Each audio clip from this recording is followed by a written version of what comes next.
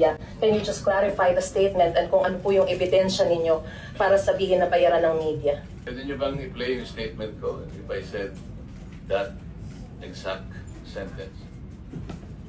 Baka hindi ganun ang pagkakasabi ko. Dinerecho ko ba, media? Ganun. Gusto ko lang marinig muna para dami niyo. Parinig sila. Ha? Narinig po namin lagi. Na? Sabi niyo po karamihan sa media. O yun. Kasi sabi mo, media, parang lahat na eh.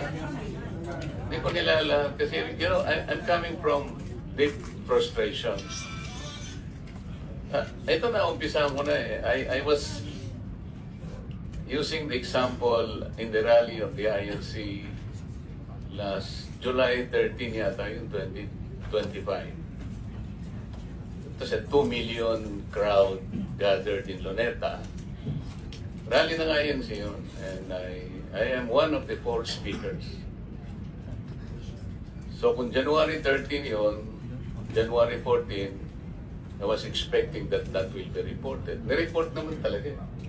Ang banner, 2 million crowd gathered in Luneta. Except for the fact that I was the only one among the 4 speakers who provided the context of that rally. That rally kasi called for the rule of law, the due process of law, and then the INC, the INC's position is for us to stop all these impeachment proceedings and let us face the problems of this country. They took the statement of the President, kasi sinabi ng President noon, walang ibubungang mabuti sa atin yung impeachment, napakarami nating problema hinaharap.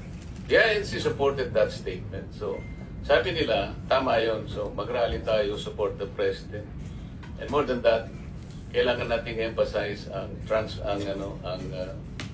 rule of law and due process. Ako yung nag-provide ng context na yun because hindi dahil sa ako lamang ay ang abogado sa INC. Marami po kaming mga kapatid na abogado sa INC.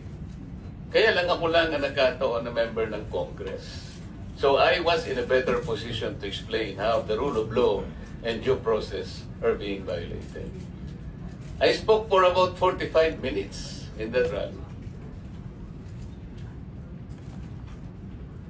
Ano po yung pinaka-influential po nating mga malalapad na dyaryo? Philippine Inquirer and Philippine Star.